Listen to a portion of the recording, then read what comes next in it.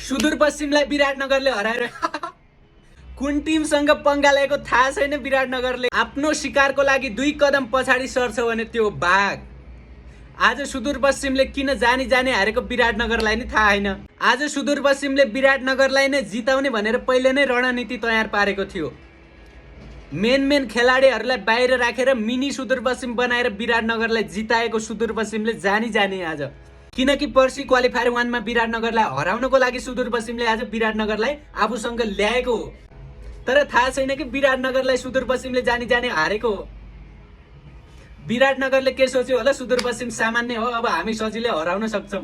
विराटनगरको कमजोरी पत्ता लगाउनको लागि आज सुदूरपश्चिमले मेन खेलाडीहरूलाई बाहिर राखेर टेस्ट लिएको, आज जानी जाने टेस्ट लिएको हारेको हो। विराटनगरको कमजोरी पत्ता लगाउनलाई विराटनगरको टप 4 देख्यौ नि, लास्टमा बलरले आएर 35 डिसीले आएर गेम जिताउनु परेको छ। यस्तो छ विराटनगरको हालत।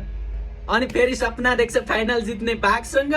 आज सुदूरपश्चिमले जानी जाने हारेको भन्ने त थाहा छैन विराटनगरलाई। अब नेक्स्ट खेलमा देख्नु होला नि सुदूरपश्चिमको तुफान कसरी आउँछ। विराटनगरको फ्यानहरु नसोचे हुन्छ, विराटनगर टप छ, बलियो छ।